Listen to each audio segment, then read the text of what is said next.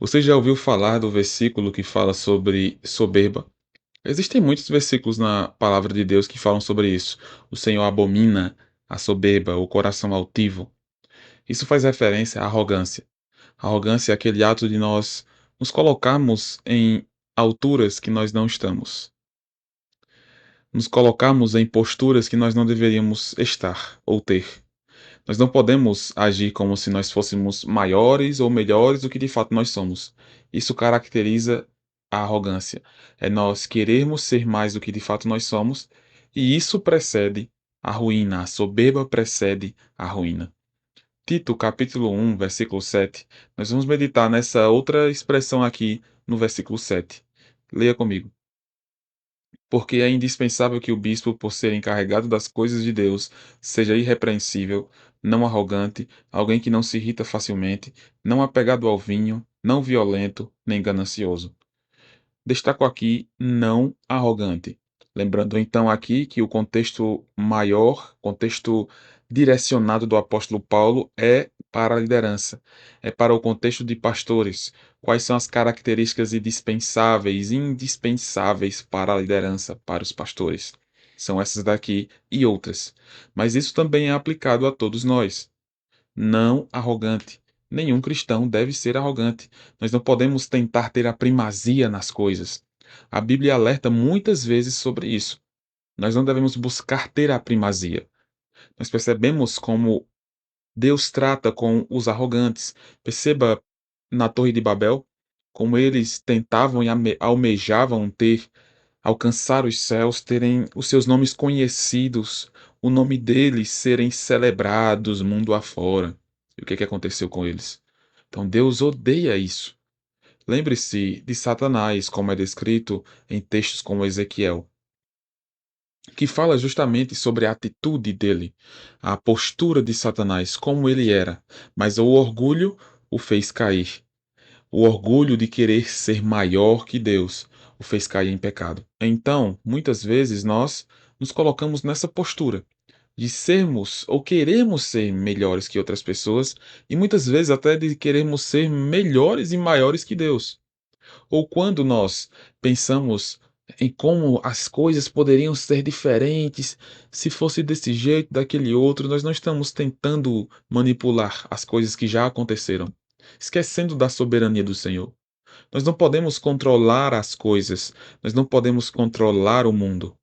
Mas muitas vezes nós desejamos isso. Nós desejamos que as coisas aconteçam diferentes. Isso em si, necessariamente, não é o pecado, mas quando nós esquecemos da soberania de Deus, sim se torna pecado. Quando nós pensamos simplesmente na ideia de que eu faria melhor, se fosse eu, a situação seria totalmente diferente. Nós já estamos tomando uma postura de arrogância, como se nós soubéssemos e avaliássemos a situação ou as situações da melhor maneira possível, e através disso nós pudéssemos ser melhores que os outros e fazermos melhores que qualquer pessoa, e muitas vezes acharmos que podemos fazer melhor até do que o próprio Deus. Isso é pecado, isso é arrogância da nossa parte, com certeza. Deus não se agrada disso. Deus quer que os seus filhos, suas filhas, cresçam diante dele em humildade. Lembre do que é dito em Filipenses 2. O exemplo de humildade que nós temos em Jesus Cristo. Ele não julgou o ser igual a Deus, mas ele assumiu forma de homem, forma de servo. Ele se esvaziou, assumiu essa forma. Isso tudo trazendo para si castigo que ele não merecia, trazendo para si culpa que ele não merecia. Então Deus se humilha aos homens para que nós possamos de fato viver para ele. O amor de Deus é tão grande que ele não julgou o seu trono, a sua soberania, maior ou melhor do que o seu amor.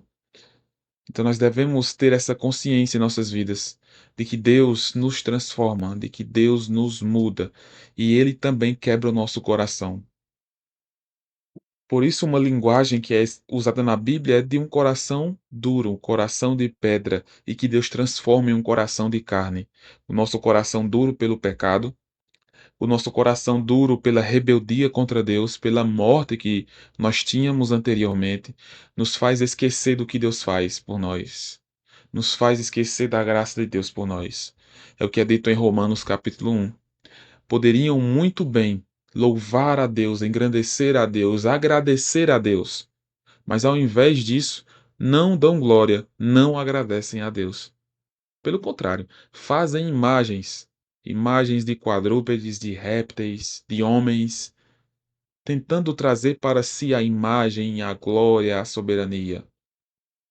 Isso é pecado e todos nós precisamos nos livrar disso.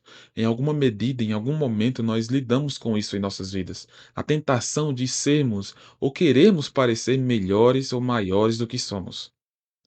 Esse pecado deve ser erradicado de nossas vidas. Nós não podemos ser cristãos enquanto nós somos arrogantes, orgulhosos, soberbos. O nosso Deus que nos salvou, ele agiu com humildade. Ele agiu se humilhando por nós. Qual deve ser a retribuição do cristão? Arrogância? Altivez? Parecer? Querer? Querer ser mais do que outros? Olhar para os outros como se estivesse de cima e os outros lá embaixo? Não. O cristão, de fato, ele entende a humildade que ele deve ter. Não para que ele de fato se orgulhe na sua humildade, porque pode acontecer da gente querer manipular e ter um coração tão arrogante que nós até o fato de sermos de queremos ter a humildade, nós usamos isso para nos orgulharmos.